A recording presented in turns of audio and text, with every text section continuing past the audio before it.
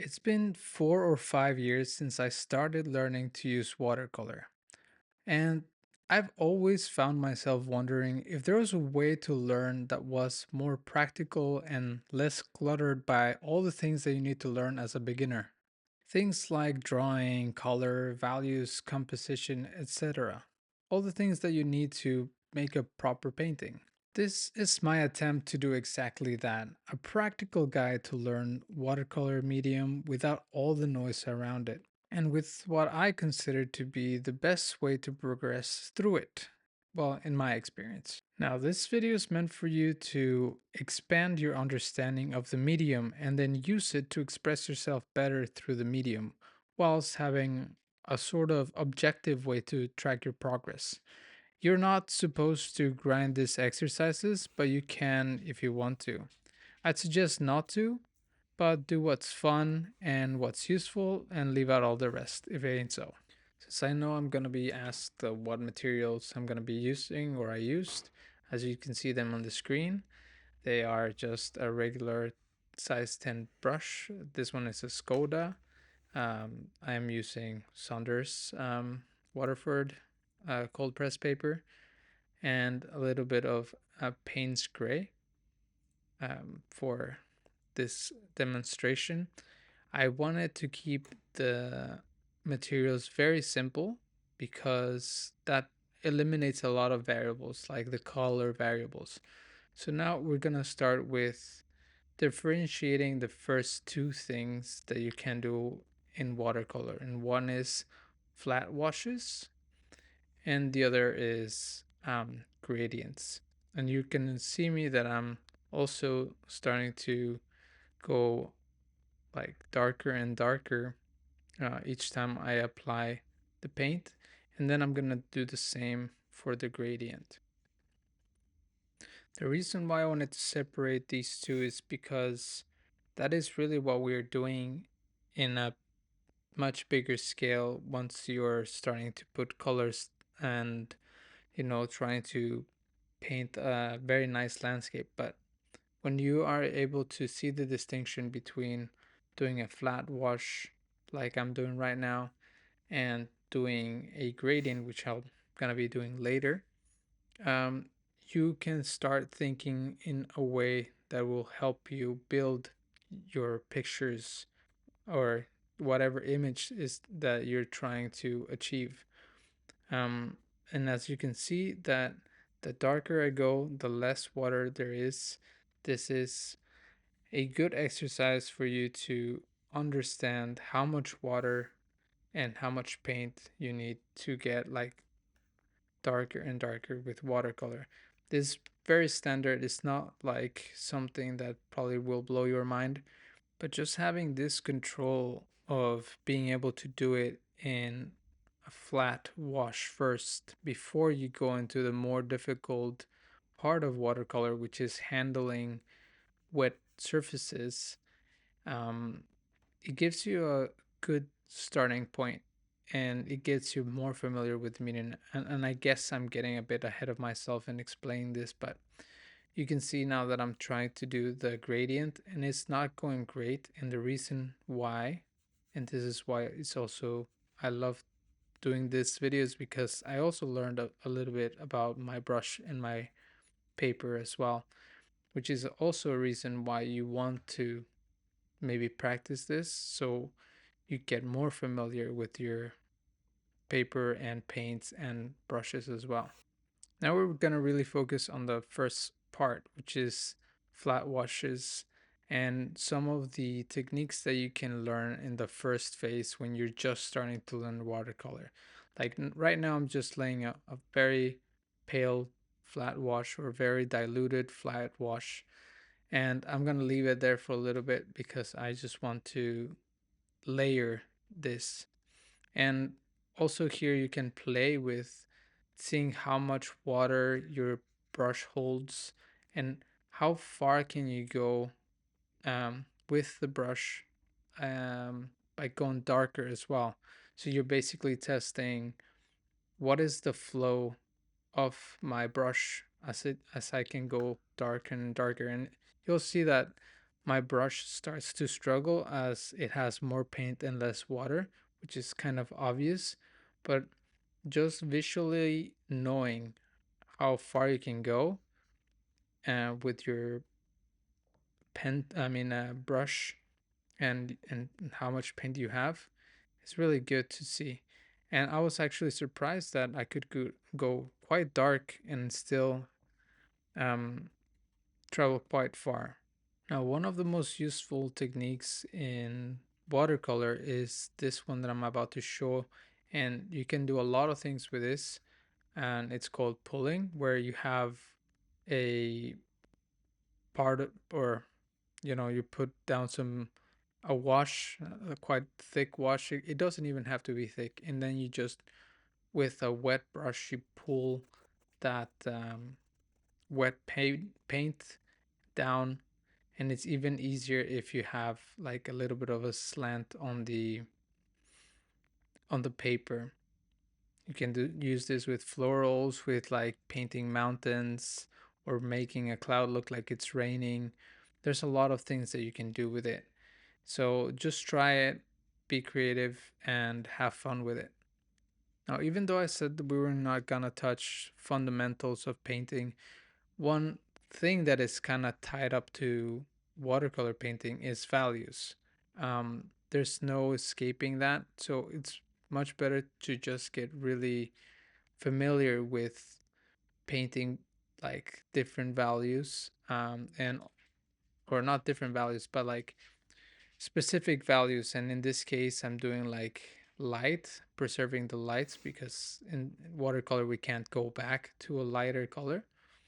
And then you add another layer. As you can see, I'm layering the first layer that I put earlier, but now I'm using a little bit darker wash on top of it. And one thing that you have to be aware of is when to put the next layer. As you can see, I'm touching with the back of my finger to know if the layer is ready for more water. And how you know this is that the paper will feel cold to the touch, because sometimes it looks dry, but it's not dry enough yet. And so I will demonstrate what happens when you don't wait long enough and you don't test it. I did have to start recording to wait long enough because I didn't have a dry hair dryer nearby that I could use. So you can see that the value definition is very different. You're making a lot of very sharp edges, which is another thing that you have to learn in watercolor. The sharp edges, the transparency, that's layering. You can mix colors that way without actually letting them mingle. So there's a lot to learn here. And as you can see, the in the top layering, I didn't wait long enough, and you can see that the edge is fussing a little bit. So you have to be patient with it. But if you don't want to wait, then you just go to the next level, which is where we introduce more of what you call water control. Now we're going to do exactly the same thing that we did before. Like, you're going to start incrementing the pigment.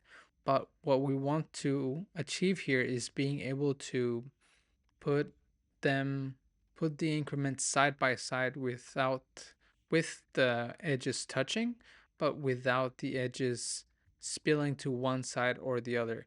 This is deceptively easy. Like, it looks easy, but if you have no control over how much water you're putting in your brush, then you'll see the color spilling to one side or the other. Um, I recommend going slow, like I am doing right now. Try to achieve it, and then, of course, you can try to vary how much water you're using in the brush. Like, you could use a lot of water and still try to achieve the same thing. Of course, it's a little bit harder with more water, or you can go even slower with having less water in the brush and less paint, of course, and then increasing it. I mean, there's ways to know how to do it, or there's a lot of ways of trying how to do it, but you just have to experiment. Remember, these are just kind of like exercises. You can think of them as warm ups before you start your, you could say, project or your painting. you can start like analyzing the painting and seeing what it needs. If some parts of the painting might need this kind of like strong edge, but at the same time it's not very harsh. This is the kind of thing that you would want to try to achieve. For example, a horizon line in a seascape. It's kind of very nice when the horizon is there, but it's not like a sharp line. This is the kind of um, technique that you would want to use.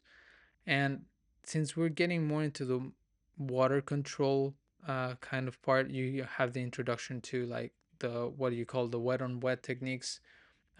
This one is called charging. So you have a wet area, either with the same color or a different color, you can charge it. And so this way you can also um, mix some colors. So this is where you let them mingle and like, you know, let them mix by themselves. You don't really like scratch on the paper. Now, the second one I just did, I just need to wait a little bit longer. And the third that I'm doing right now is called dry brushing. This you can experiment with actually having your brush a bit damp or just like dab it on the paper cloth or towel or whatever. And then just play with the speed. Sometimes it's more about speed. And the last one that I'm showing right now is lifting, which this is also an introduction to timing. Like when can you actually do this, and how well does it come out? If you do it too early, it might just like the pigment might just run in towards where you went with the brush. And if you do it too late, then it might just not work, or it just can, make backgrounds. There's a lot of things that can go bad. So you can also experiment with these three things in this stage. And now we're going to do the same thing that I did before, which is making a little cube. But now I'm implementing the touching the edges, or I don't even know how to call it, but basically layering the edges, or no, I really don't know how to call it, but you know what I mean. I make um the same thing of like putting the first wash, but instead of waiting for the wash to be dry, I go ahead and just charge more paint in the areas that I want there to be more paint, um with in trying to have the shape hold its place and not bleed to the next side, which is fine if it bleeds. I mean, this is all an experiment at the end of the day. And if you think that my um, cubes are not perfect, lit perfectly, that's totally fine because I wasn't using reference and I actually do not recommend this. I would much rather be copying something rather than trying it out of my head. But I mean, why not? I just experiment. Try to see like what works, what doesn't within these variables, right? Like everything here has very little like not margin of error, but like there's a lot of there's very little things that can go wrong because you're just playing with very specific things, like the amount of water, the amount of paint, and all that good stuff. And now I forgot that I wanted to apply pulling on the edges here to like soften them, but I think I was just in time to be able to lift a little bit to represent some like reflected light on the cube. So these are also the parts where you can implement the other techniques that you learned in the step before, and this one as well, of course. One thing that I forgot to mention, and that I can just probably say it right now, is that throughout these exercises, you will figure out that whenever you're putting a value down, whatever looks right is probably wrong. And that's a quote taken from Andy Evenson, a very good watercolor artist. That that means that whenever you put down watercolor, a wash of watercolor, if it looks too dark or darker than you want it, most of the time it's probably right. Of course, if it's too dark, then you can remove some of the pigment, right? And this just means that you have to be aware that whenever watercolor dries, it dries lighter. The water works as a white as well in this medium. You have like three whites. You have like paint white, you have the white of the paper, and the amount of water that you use, like in relation to how much paint you use.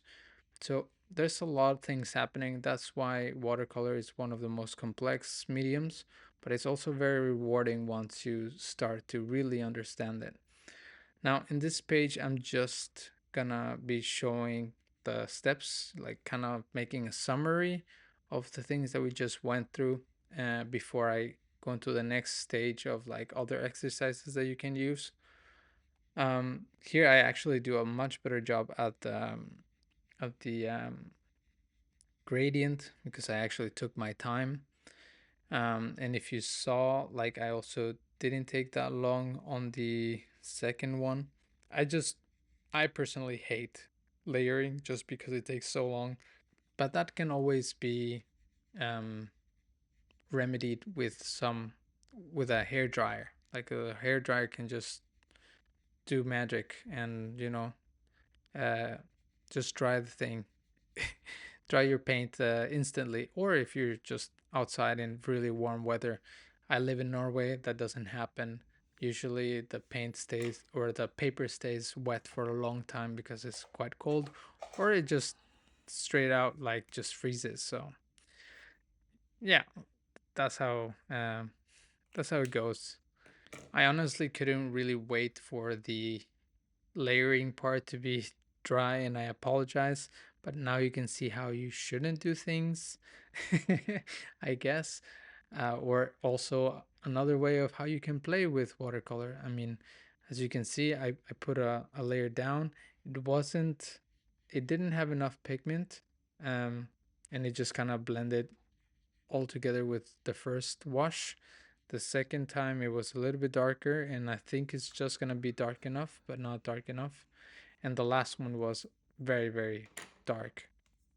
So now, like, to summarize what I've been talking about in the progressions, is like the layering, you have more control and because you're using less water, and as you step more towards making gradients, you have less control and more water, and you get more into the nature of watercolor. But that's why um it's, there's a part of watercolor that's easier, and that it's a part of watercolor that is harder. But you can choose where to step now. Like now you can, I hope that this is giving you like a good overview of what and how you can tackle whatever challenge you want to, or whatever thing that you want to paint in watercolor. Now you can have like a plan of attack. um Now what I'm gonna be showing here is basically the same thing as a cube, but with a sphere. And like in the first one, I feel like I wasn't really particularly doing anything special. I was just make basically starting to do a gradient with the first wash. And one subtlety and tip, you want to follow the the surface of the thing that you're um, painting. Never just paint flatly like a white circle, I mean, a circle. You want to go along its contour. I don't know what it is, but it just makes the whatever you're painting a little bit more believable than if I was just to do like make it flat. I know it's hard to explain, but I hope that you're understanding what I'm trying to say. So here's where you can play with all the things that we've been talking about. You can either start it like I'm starting it now, like you're gradually doing a gradient, which is a bit harder to do. You can apply some pulling on the edges, which I ended up like not really planning ahead, and therefore it's looking so choppy. But if I added more water to that wash of the shadow, then this would have looked a little bit cleaner.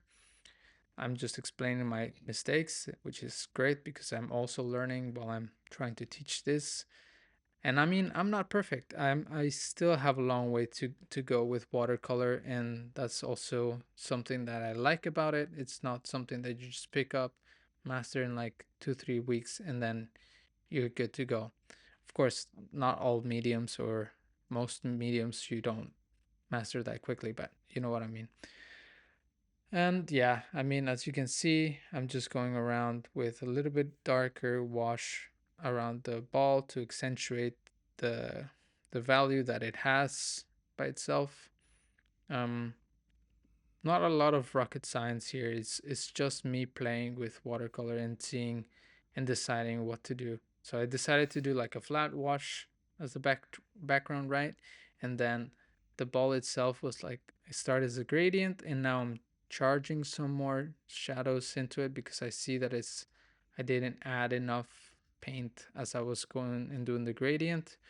And then as as I just did, like I did, I'm doing a little bit more pulling to soften the edge around the ball. Uh, and that's it. Like I think that's gonna be it for this little sphere or ball. Now we're gonna do a second one and a third one.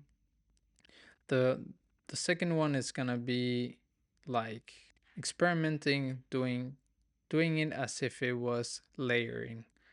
And honestly, I don't think that works very well. But if you're able to do this in a more graphic way, which would be making it with like a more flat wash than a gradient, that's going to be great. That's basically what you do in what they call um, value studies. And it can, if you've been following Andy Evenson, this is going to sound very familiar.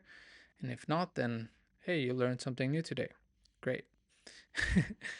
But yeah, so as always, I have to wait for this to dry before I move on. And the last one, I tried to do as much wet on wet as I could. Of course, you can pre-wet the paper. There's a lot of ways that you could do this. Just play with it. You already understand the variables. This is what I'm trying to teach here. Is like these are the variables that you can play with. Now go ahead and experiment.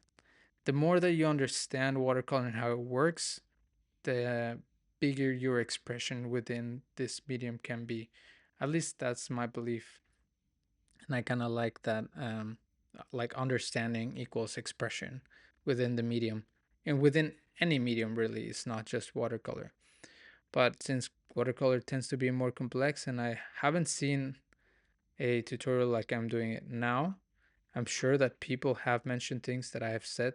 Uh, I've heard some of them, but I've never seen them really explained in this way. And I'm hoping that that's something valuable for you guys. And yeah, we're coming close to an end. This has been like a really long video. I'm sorry if I bored you to death, but I really wanted to do this.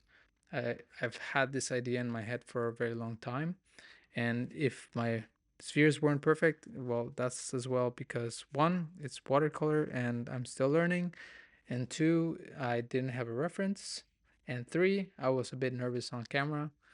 It's always how it goes. It's the struggles of the YouTube life. Uh, I'm guessing some of you can relate, maybe some of you can't, but that's okay. Um, yeah, and also I'm gonna be making this um, into a little book, ebook that I promised to make like last year, but it's yeah, I just didn't understand how I wanted it to lay it out. So all the exercises that you saw today in this video, I will be putting them together like as a cheat sheet on that book and adding some notes and things that I said in this video as well that you can just have um, on your on your PC or phone, and that's gonna be completely free. I'll leave a link on the description below to where you can download it once it's available. And I hope that you learned something. Let me in the comments below if you did. Um, I'm gonna be wrapping up this very quickly because I think I just messed up this last sphere. Because again, I didn't have a reference, and I'm sorry. But just make sure to not grind these exercises. You can if you want to. Use them as warm ups, use them as ways to understand whatever it is that you're trying to paint. You can also use these exercises to reverse engineer other people's work to understand how they achieved a certain technique or a certain effect. And the more that you are able to discover by yourself, the easier it is gonna be for you to replicate it or at least attempt to do it. I remember that painting is a motor skill, so the more you practice, the better you get.